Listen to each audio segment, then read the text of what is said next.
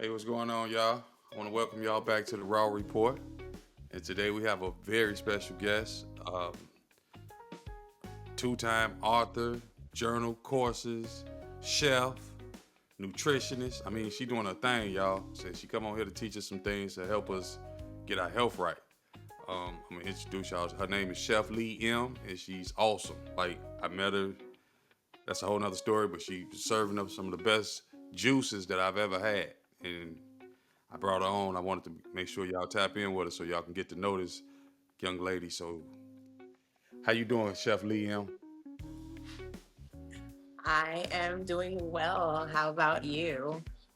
I'm doing well. I'm better now that we finna ask you some questions to get the people some help with their health, some nutritionist questions.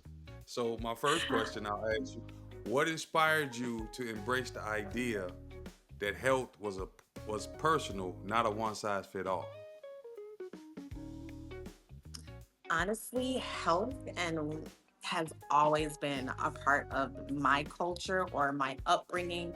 My mother was a two-time Olympic trialist for track and field. All of my aunts and uncles all played sports their entire lives. So it was just embedded in me for health. And I think I took the most to it when I was probably around 12 and I had my own health issues and they looked like no one else's. And I was able to minimize some of it with nutrition. And that's when I realized like health and wellness was not all one size fit all. Oh wow! So your own health. How has your own health journey evolved over time? Because if you learned that at 12, I'm sure you was on it, like for real, for real. No, look, I'm like, wow, 12. So how did Yes. that evolve? Because eventually you went to school to be a chef and a nutritionist. So you fell in love early. So I have epilepsy. I am an epileptic thriver, have been my entire life. It just was not caught and diagnosed until I was around the age of 12, 13 years old, due to a grand mal seizure that I had that left me partly paralyzed on my left side of my body a couple of years after.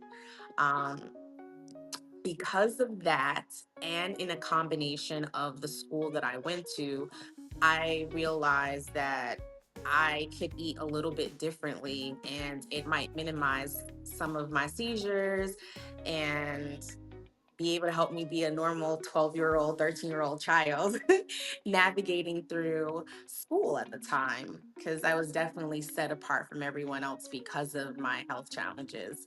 And I didn't like that. Right. So, um, God was smart enough to help me understand and pay attention to what I was doing and the people that were around me and things that were being said, and to figure out how to walk in a different nutrition way for myself.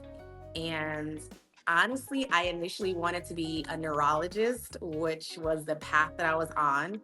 Then life shifts, things happen, and I decided to go for nutritional science and business management instead, which worked out perfect because God already knew what the plan was. Wow. I'm just here sitting here hearing your story, and through the nutrition, I don't know this, but I'm assuming because from talking to you, like you told me, you be running and everything. So the nutrition actually helped heal your body from the knee. It was one of the many things, definitely. I mean, above all, my faith matters the most. And For sure. if I didn't put my faith first, then I wouldn't even been able to understand the things that God was positioning me through, as well as putting me in front of to understand. But yes, nutrition definitely played a huge role outside of my faith. Wow. Look, first, I definitely 100% agree. Faith is always first, but like you said, when you put those two together, you basically, okay, I want to say some self healing, but God healed. You know what I mean? People need to understand that nutrition has something to do with your own healing. That's basically what I'm getting at. It does. So, with many people that struggle with external pressures around health, how can some how can someone shift their mindset to focus on their version of healthy rather than society's version of healthy? first you have to understand your reason why. And I preach that heavily. If Hmm. you don't understand the reasons of why you want to shift your faith or shift the way you eat or shift the way you move or shift the way your bank account looks, then you're not going to be able to sustain whatever changes you make. So that's probably the biggest part of it is understanding your why. And I actually love that you said that and you made it very simple because most people overlook over all these things. But like you said, if you don't know your why, what are we doing this for? So I agree with you 100%. Can you share a time when a small but intentional change that you made a significant impact or on your well-being? Wow. Probably the last year. So I went through another really big health challenge that came out of nowhere. I was diagnosed with something called vestibular neuritis. Um, and the easiest way to explain it to most people is it's like being lightweight tipsy, but it never goes away. Okay. So it affected my balance greatly to the point where I had to minimize the work that I was doing. I couldn't drive. I was walking with a walker at first and then a cane for a little bit of time after that. But the way that I perceive how I was able to get back on track was through, again, one simple headline of a change that trickled down to everything else was mindset shift. Um, I had to be able to go to my pastor, Prophet Luther McKenzie, um, McKenzie the third, and kind of just explain to him everything that was going on. He walked my entire journey with me, but he had to help me remember to shift my mindset and through the way that I was walking with my faith, help me remember to shift the way that I was eating, the way I was moving, the people I was surrounded around, my thought process. Like my mind had to shift in order for me to remember all these things, the reasons why I wanted to hurry up and get healthy, in order for me to keep walking in the way that I'm supposed to walk. So I would say mindset shift. Wow, that's so good. That's so good because that's what the show is about, being resilient against the world. Your pastors taught you to stay resilient on what you already knew with your faith, and that's awesome. Wow, that's deep. So, you emphasize the small intentional mindset shift changes. What are some simple yet effective habits that can lead to lifelong transformation? Being mindful in every space is going to be really small, but really powerful and impactful. Hmm. When you wake up in the morning, making an intention to do your to-do list, to be intentional about what you're going to eat throughout the course of the day, whether it's meal prepping, whether it's stopping at specific places to eat and grabbing certain snacks, rather than just thinking about it on the go, which is when you're going to make the worst decisions. Being mindful about, am I going to hit the gym? Am I going to do a couple of extra steps than what I normally do? Being mindful about who you position yourself around in order to learn things. So I think that would be probably one of the biggest things is going to be being mindful first. Um, then I would say planning. Like proper planning definitely prevents poor performance in every area. I'm a part of the morning meetup with David Shands, and he was talking today about a few different things. And one of the things, in order to create an area of focus, planning, which I'm always been good at that. So I'm the type of person where I don't do my to-do list first thing in the morning. My to-do list is the last thing I had to do at the end of the day for the next day. So my mind is already positioning what it is that I need to get done. God's already setting things the way that it needs to be set so that way I can hit the ground running once I've had my intentional time with him. So I think those are two really small things that if you can literally implement in every area of your life. I love that you said that. So, let me ask you this. When you said mindfulness, Is that the same thing as being present? Yes. Not really, but they can definitely go hand in hand.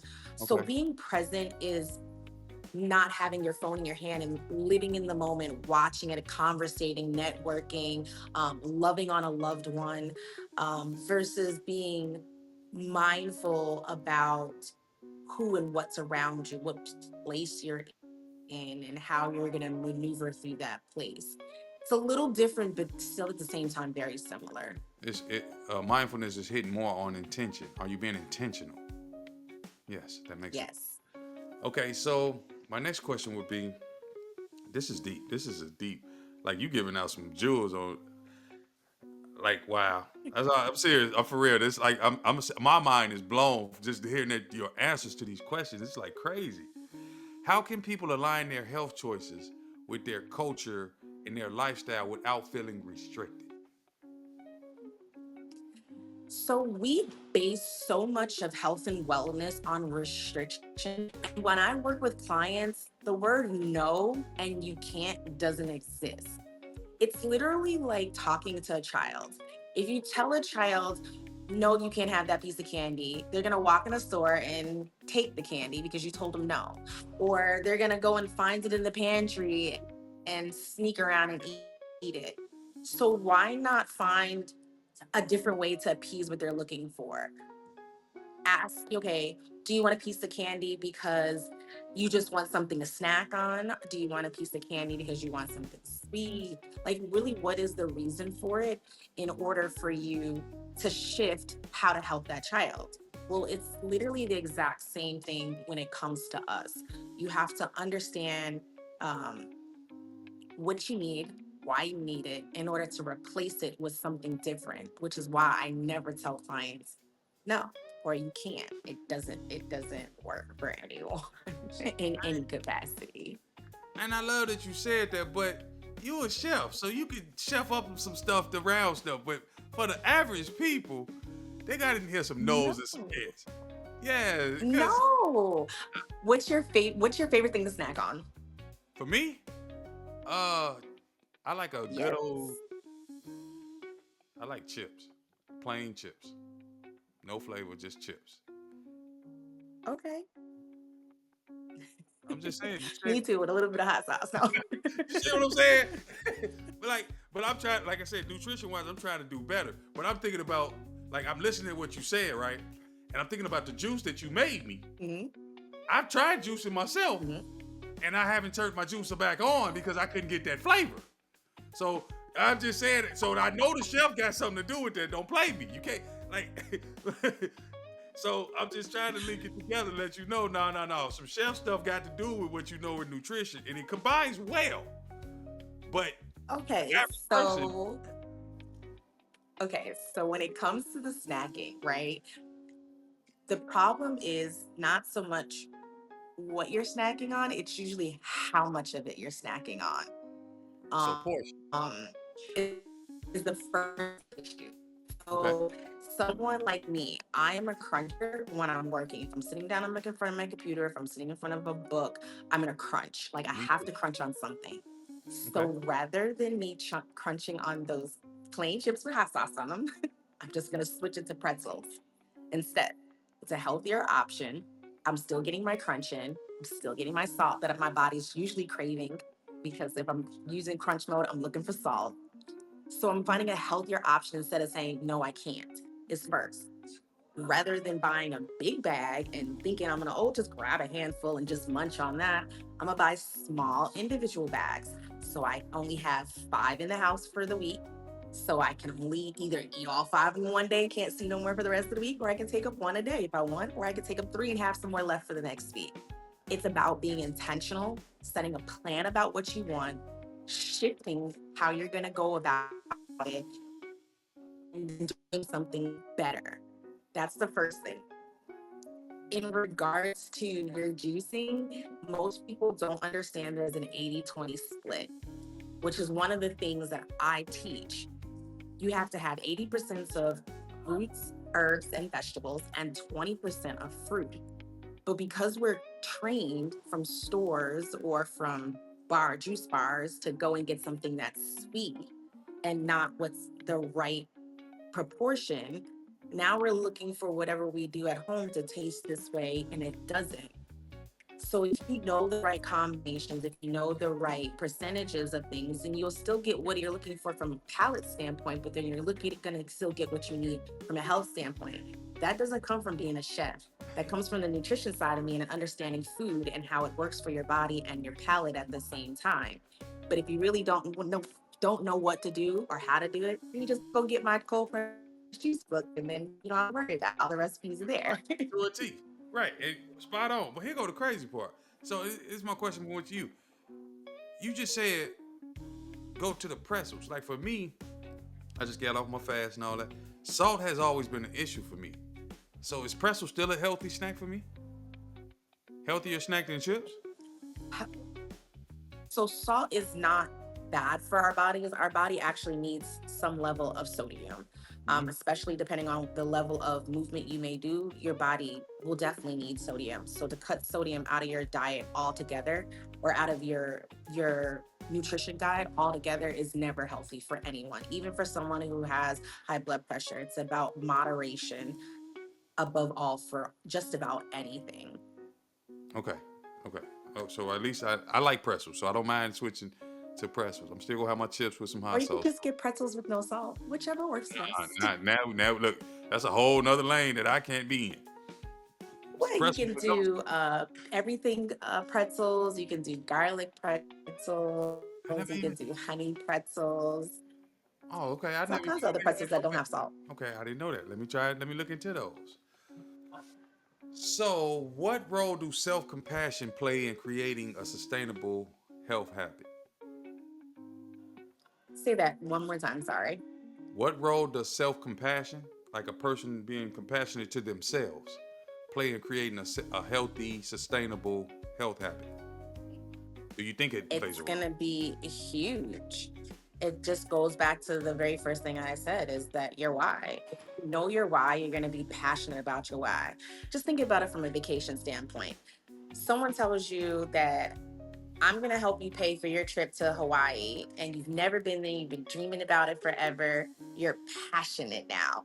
The only thing you have to do is come up with $1,000, and you're like, okay, I'm going to do all these extra sales, or I'm going to work extra couple of hours at work. I'm gonna make sure that the kids is taken care of, make sure the dog's taken care of. I'm gonna make sure that I'm all packed and got all my outfits together. You're passionate about it. You know the reason why you have to get this $1,000 is because you're going on a pretty much all expenses paid vacation. So now you're gonna work towards that goal. So it's the same thing about your health and anything, but it's definitely going to be about your wealth. It's like, okay, I understand that I have this 2-year-old baby at the house, and I have the hardest time breathing every time I move. So now I need to figure out, how can I get more energy, stop having less breathing problems in order for to play with my child as he or she continues to grow up.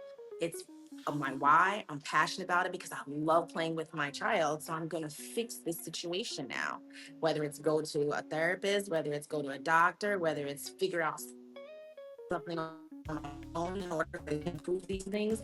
Once you again know your why, you're going to be passionate about changing the habit that you have in order to get there. And if you don't know how to change the habit, now you're going to be passionate about doing a research for it, or talking to everyone you know so someone gives you the answer for it, or researching it on YouTube University. Like, you're going to figure out how to get to it because you're passionate about the why of you need to change this situation. Do you have a formula that you use for to help people get to their why? Because with what I do with transformational coaching, I find that that's a hard problem for a lot of people to understand their own why. They want me to tell them what their why is. I'm like, I don't know what your why is. You got to tell me. So do you have a way that you try to get people to their why? I mean, I do. But if I If it, was to tell anyone else how to help someone get to their why, it's really being an active listener, paying attention, getting to know a person, And if you're really genuine about getting to know someone and genuinely an active listener, you're going to hear their pain points. You're going to hear their determination that they don't even know that they have.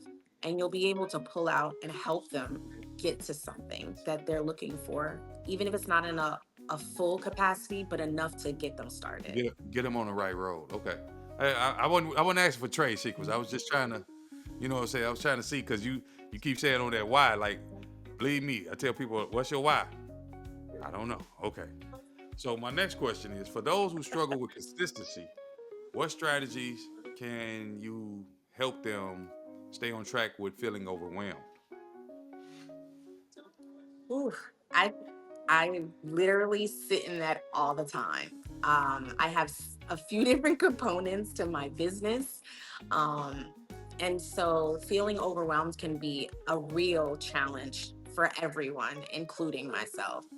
Um, but I've been blessed to be able to have others to brain dump on. So I personally have an assistant. So if it's within the budget for your business or for your personal, finding an assistant that you can sit down and say, hey, I need all these things done. And whether that's you're um, asking them to get it done for you or whether you're asking them to hold you accountable to getting those things done is a thing. If you can't financially afford one, friends, families, co-workers, sometimes even going to networking events and finding someone that you mesh really well with, which is how I found my business bestie, Coach Tanyelle. We hold each other accountable like nobody's business. We didn't know each other. We just both attended a networking event. We decided we wanted to collab, and we've been like this ever since. And we hold each other accountable. So it's really about accountability, but you just have to find who's going to work with you on being accountable. And that could even be someone within your church. Again, like through my health issues, it was my pastor, it was my best friend who held me accountable. Through some things, it's my children who hold me accountable. To others, it's my assistant who holds me accountable. And to other things, it's my business partners who hold me accountable. You just have to understand how someone can benefit you in different spaces in order to be consistent through whatever it is you're looking to be consistent with. But consistency requires accountability. Wow, that's so good because I never even thought of somebody even being able to hire an assistant to help them with their health journey. That is like that's a Definitely. bar in itself. I know, but think about that. Most people don't think you would think of assistant to help you do mundane tasks and this and that, but to help you with your own journey to give you the accountability, that's like a I bar. mean, just think about it. An assistant's job is to be able to help you to get through to do tasks. We just look at to do task as business things. But if your to do task is to make sure that you get up and you spend intentional time with God, or if your to do task is for you to get up and meal plan on Sunday, or it's to go grocery shop on Wednesday, or if it is to um, walk an extra 3,000 miles to the 5,000 you're already doing. Well, they're going to put that on a list and they're going to ask, hey, Chef Leigh, did you get your extra 5 miles or your extra 3,000 steps in today? Probably not. Okay, so I'm gonna do these other tasks you asked me to do. Do you mind if I take on one more task for you while you go get your extra 3,000 steps in and then check in with me from there? Like, it's just programming people around you to help hold you accountable. I even do it down to my Bible study. I I have things that I want to study, things that I want to read, and then someone in my church is my accountability partner, and they check in with me to make sure that I read and understood what I read. And if not, then we go through it together. Like, you just have to have an accountability person through anything that you do, especially in areas that you feel that are challenging. That is some great insight. Like literally, I've never even thought about getting an assistant to help you with your personal health goals. Like, ooh, that's great. My audience gonna love that one. Um, how do you see the connection between physical health mental health, and your spiritual well-being? They all go together. There's no I agree. if, ands, buts, detachments about it at all. So I think that people don't remember that what you fuel your body with will determine a lot. It will determine the amount of focus you have, the amount of clarity you have. It will determine how much energy you have in order to do personal and professional things in life. It doesn't matter if it's for your own personal business or for a corporation that you work for. A company that has 1,000 employees to it, each of those employees work roughly about 920 hours over the course of a year. Hmm.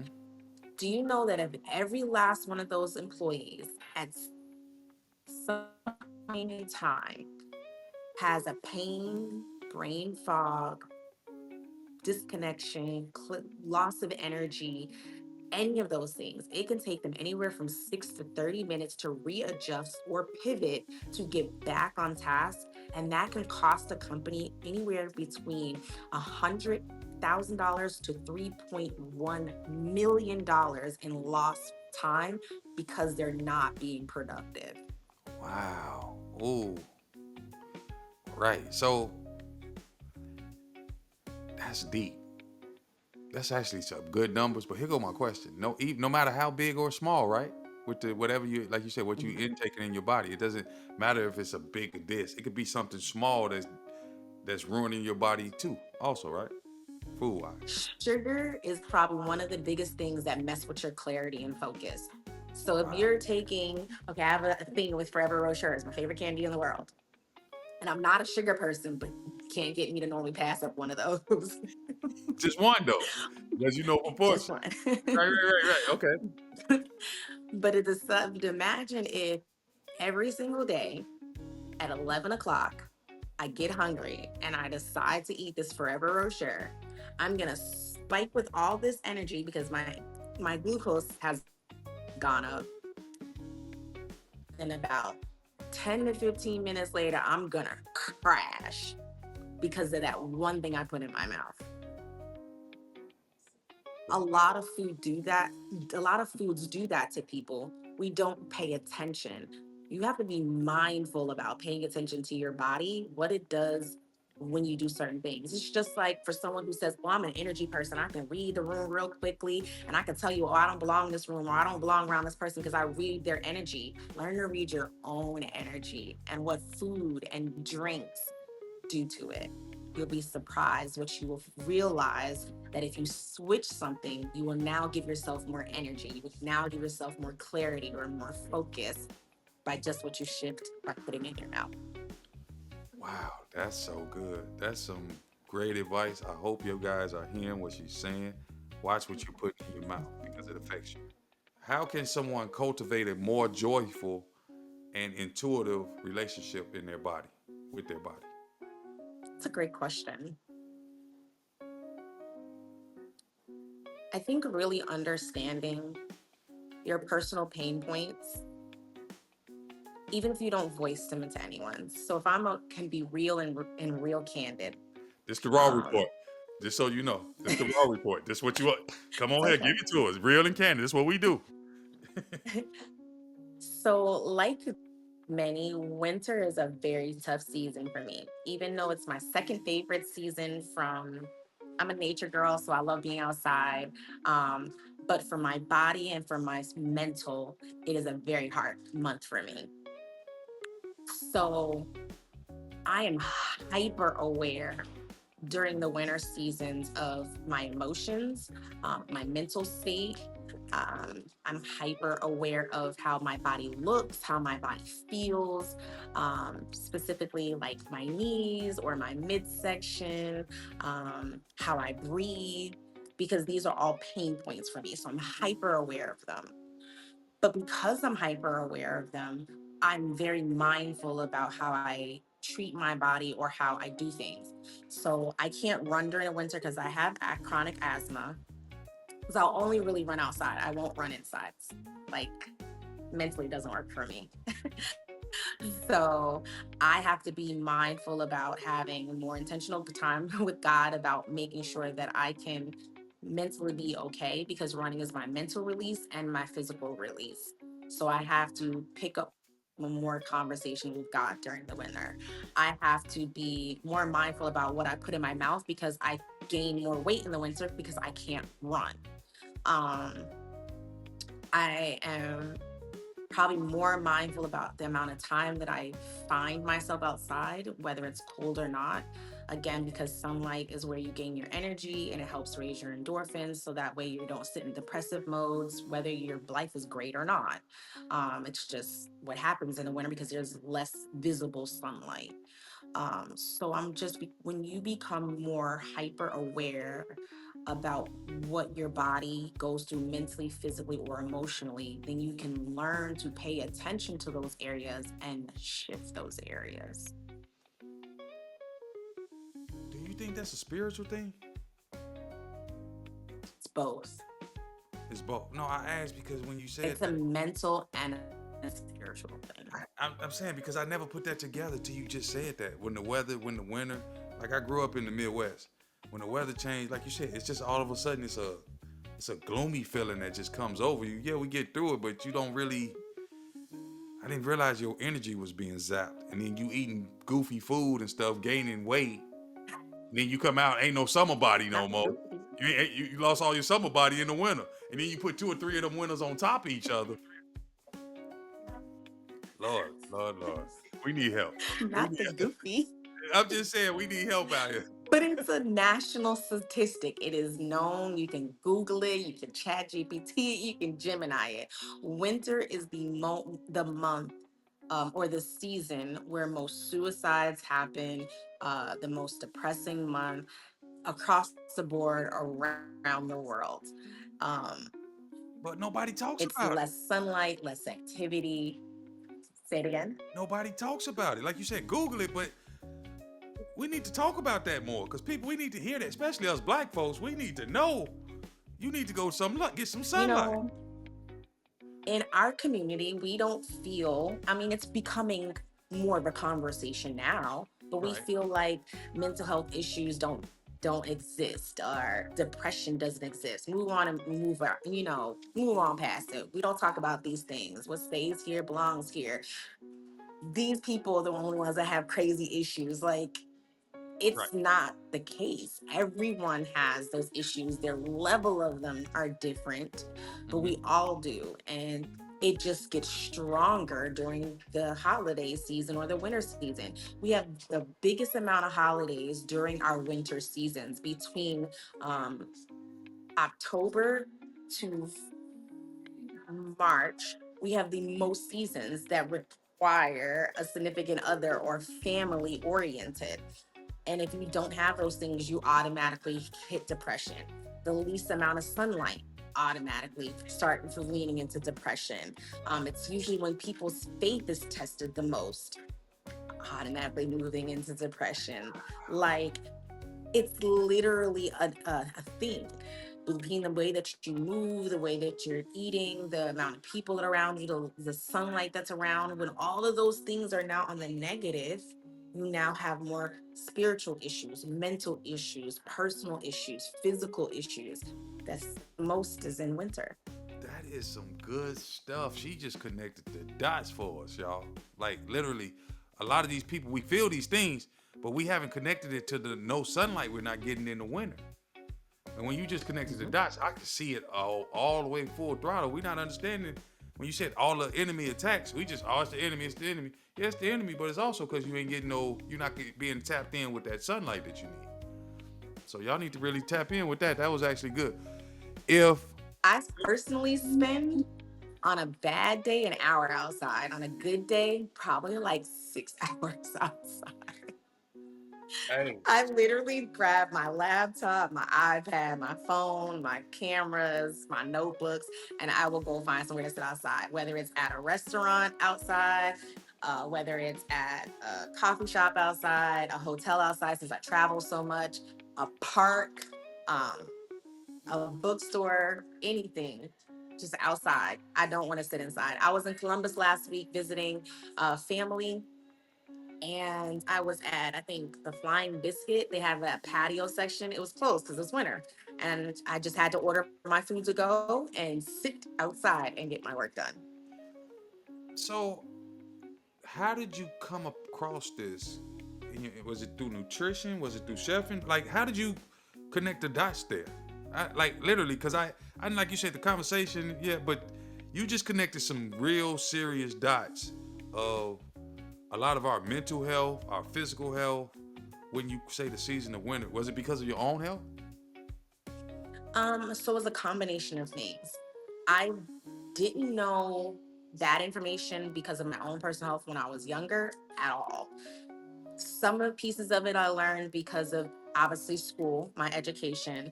But I also was very intentional about the college that I got my degree from. So I went to Belhaven University, which is a school for believers.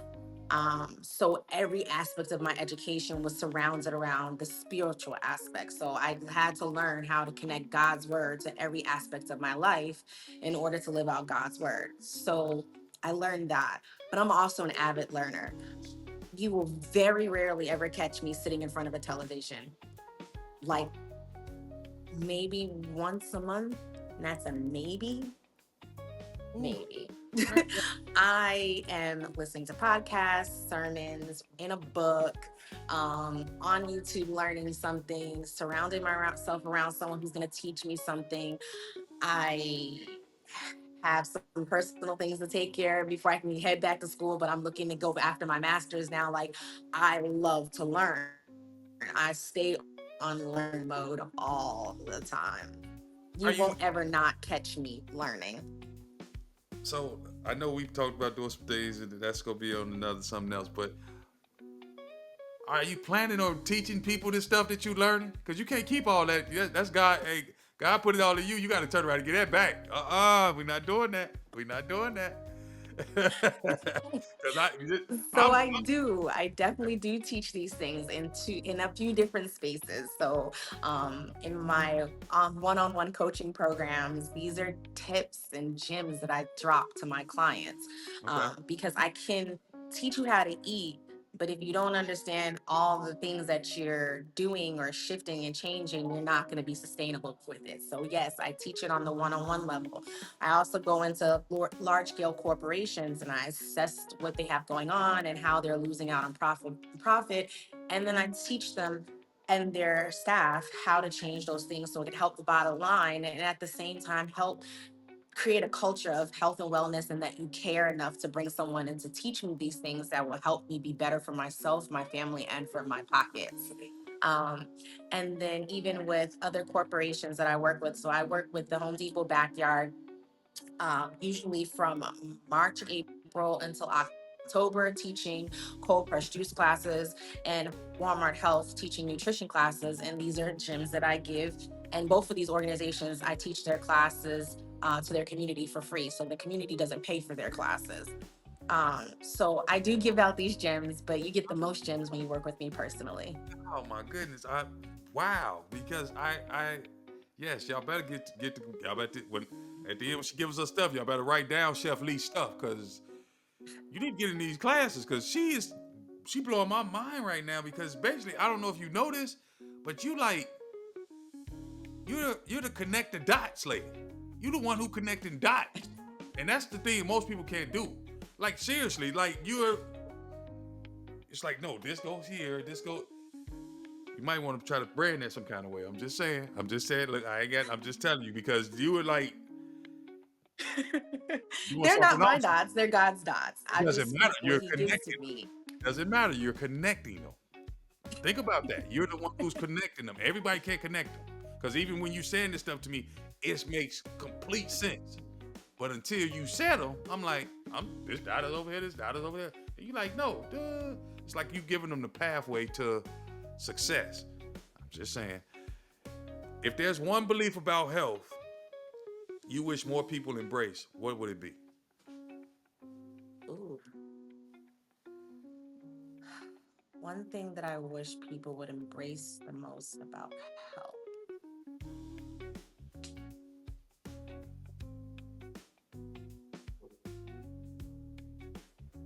nutrition is not one size fits all. Hey, that's a good answer. That's a great answer. You That was can't. So my motto is your version of healthy, and the reason I say your version is because it doesn't look like anyone else's. We're not the same age.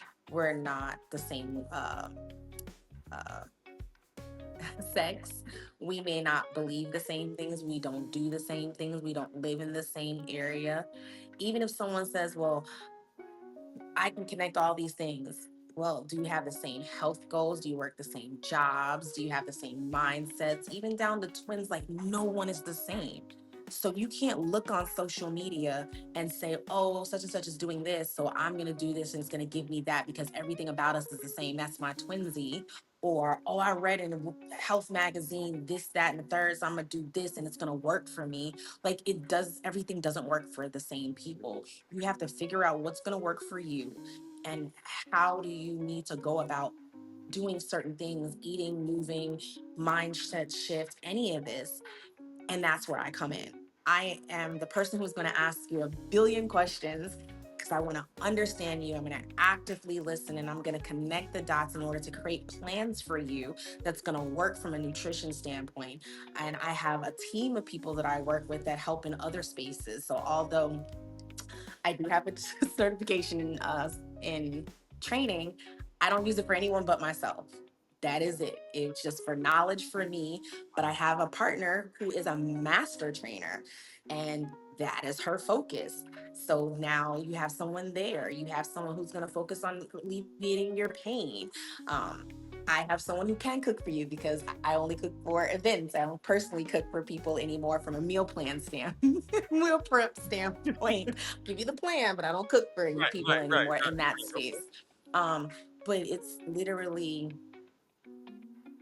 understanding that your version is not someone else's version. And you have to figure out what's going to work for you. And if you don't know how to figure that on your own, that's what I'm here for. That's what my team is here for, is for me to, and my team to help you figure out what does it look like for you to accomplish the goals that you need to accomplish. I'm actually glad you said that because I think a lot of people need to hear that because everybody, if you go to the doctor, they give you the mass index weight, but like who is that created off of? Because we all built differently. Because a certain weight for a certain type of person, I look sick at that weight. So I'm not So the BMI is BMI. That's not what created for us. I'm, no, thank you. You know what I'm trying to say. It's like who you trying? I'm not supposed to be 190 pounds. What? Yeah, no. I ain't been there People since I look was in high scary. school. I can literally remember what I looked like at 125 pounds, and I look like a skeleton. Like That you is said, not cute. it's not made for us. But that's how they try to play us. But we smarter than It's okay. that. I don't focus on weight when I work with clients. I focus on inches. If someone has to say, "Oh, I need a visual to measure," we don't focus on pounds. We focus on inches. You can see your greatest transformation in inches than you can in pounds. And people could get obsessed with pounds, and it can come uh, a bad thing. So we don't focus in that space. That's good. Oh man, y'all better tap in with Chef Leigh. She didn't change the game for y'all. She ain't, and like she said, the BMI wasn't. It ain't for us. So since it ain't for No, us, work with somebody that's for us that can teach us some things.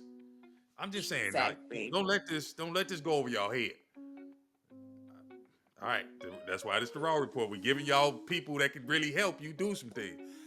How can someone rebuild their trust with their body after years of unhealthy habits and negative self-talk? Ooh, this was a tough pill for people to understand. So let me think of a really good way to explain this. You take a piece of toast and you put it in the oven on broil because you want to toast your bread. Excuse me. Mm-hmm. Normally takes about 2 to 5 minutes, depending on if it's on high or low. Okay. But if you burn a piece of bread, it's going to take you the same amount of time or longer to scrape off the burns and for you to add some type of butter or jelly or peanut butter or whatever in order for you to make sure it tastes good enough for you to digest. Mm-hmm. So for the same amount of time that has taken you to add 20 pounds, it's going to take you that much of time and possibly double or triple that amount of time, depending on your focus, to lose it. Wow. People don't like hearing that, but it's reality. That makes sense. That make a lot of sense because you spent that little or that amount of time getting that way.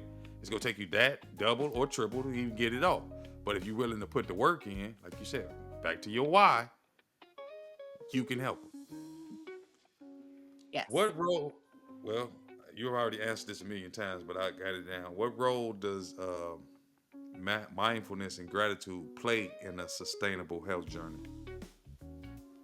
You have to It's be mindful, as we talked about, but you also have to show yourself grace. You have to be excited about the changes that you make and own them and be excited about them. You can't be like, oh, I got to eat this carrot today, or oh, I got to drink this gallon of water today. You got to be excited about it. I had a challenging weekend this weekend, and the very first thing I did when I got in the car was tell God, yo, we about to have the best day ever.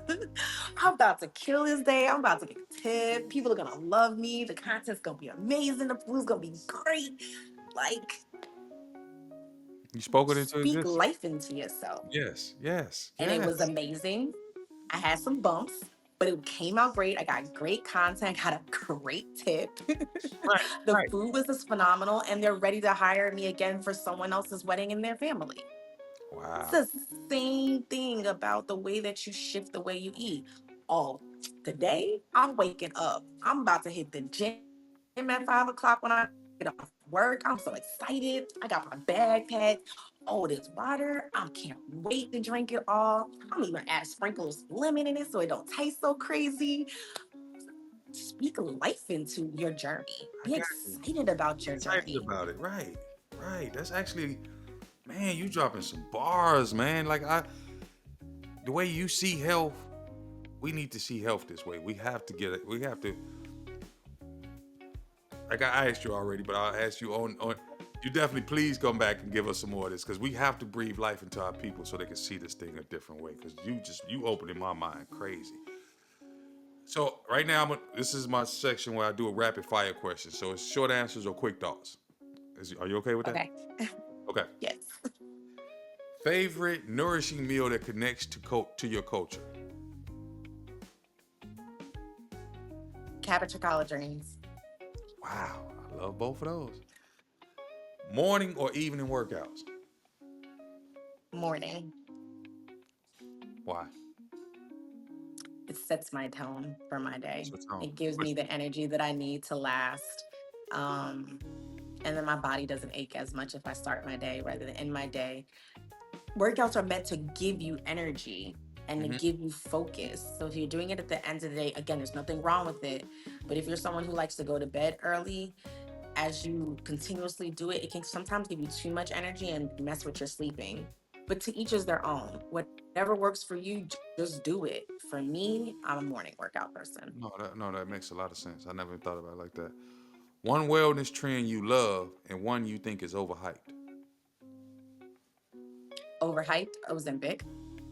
Okay. Yeah, Uh, for sure. Because as soon as you run out of money, you gonna be back fat. I'm talking about the second you lose it, you ain't got enough money, you gonna be swelling up like hotcakes. But I didn't say it. The Raw report said it. Let's Thanks. see. Thanks. One that I love.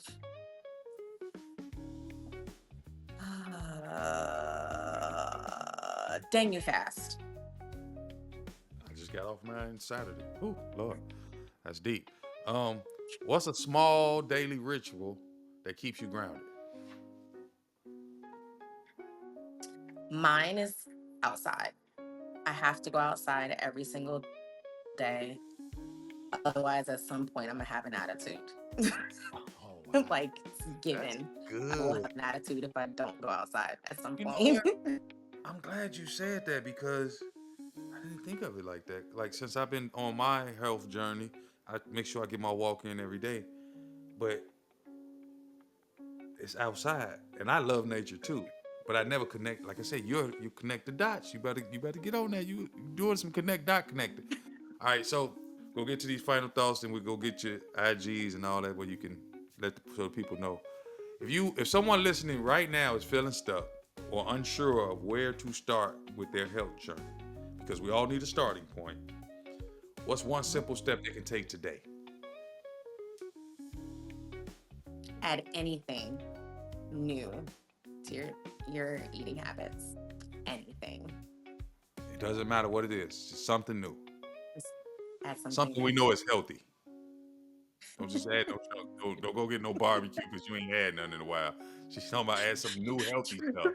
Okay, our folks, man. Our folks a little different. They move a little different. True, You weren't true. clear, so you said something new. So they want to go try that new Culver sandwich or something. And then what she Okay, said, let me rephrase that. Add one new healthy thing thank to you. your eating Yes, habits. yes. Anything. If it's a green pea, add one Add, green pea to what you have going on. Just add one new thing to your eating habits so you can start somewhere with introducing healthy. and then what you'll eventually get excited about what you're doing because you're going to see the inches and not the pounds fall off. Y'all better get with Chef Leigh. She dropping dimes. How can people begin to define their version of healthy in a way that feels authentic and sustainable to them? Mm.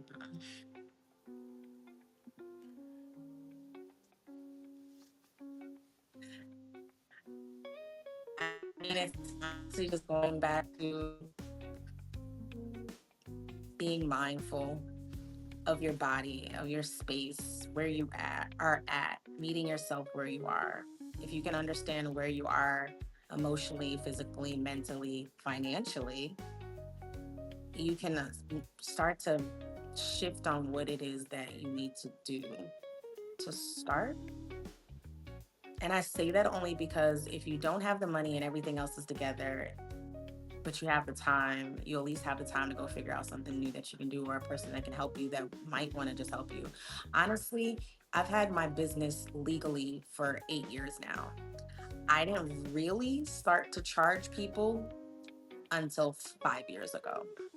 I would give away free gym all the time because I understood that my purpose in life was to help people find their version of healthy, because your temple has to be right in order to sustain the goals that God has for you. And so all I cared about was just doing the assignment that God sent me on. I wasn't thinking about money. Only reason, if I'm being real and raw, that I started to charge people is because one, I spent money on the gift that have, and because now this is the only thing that I do. I no longer work for anyone else but Mhm. myself. So I have to be able to sustain my way of living, or the two kids I have in college, some kind of way. So why not make sure that I'm making money in the space that God asked me to be in? But I know you know this by now. Selling is serving because you can't be. She's making the products available so you guys can come. If you were worried about spending money, you're in the wrong room anyway. Because you'll spend money on that junk, spend money on getting yourself together. That's number one. And I'm going to go back to what you said when you was answering the question. You kind of said it a minute ago when you said the small P. The small steps. It's the small steps that's going to help you Mhm. get to feel authentic and sustainable. So just want to throw that nugget on there. Now, thank you so very much, Chef Leigh, for coming on. Where can people find you and connect with you and learn more about what you do and try to get in your programs? Easily. You can find me on every platform in two different ways. You can either find me under Leigh, plain and simple, and that's Leigh, Leigh, plain and simple on all platforms. Or you can follow me on all platforms on ASO Lifestyle, and that's ASOH Lifestyle, including my website. Every platform are those two. And just a shameless plug. Tell them about your books now, where they can go get them. Tell them, talk to them. Don't leave that out. So you can find my cold press juice recipe book, which is Colombian inspired, since I do reside in Colombia, South America, half of my year, on Amazon now. And I also have a corporate wellness book that's about to drop in the next 3 weeks. And then you can find my daily journal on my website at asolifestyle.com. And then I will also be hosting a workshop for the Small Business Expo in Miami on March 6th, which is home to 2.1 small businesses in America. So I'm easy to find, I promise, literally on every platform. But if you're looking for ways to be able to find your own version of healthy, to work with me, utilize my services, or get any of my products, tap in, follow me, and let me help you guide you. You'll be surprised. I give away a lot of free gems all the time. So if you can't afford it, let's have a conversation and let's figure it out.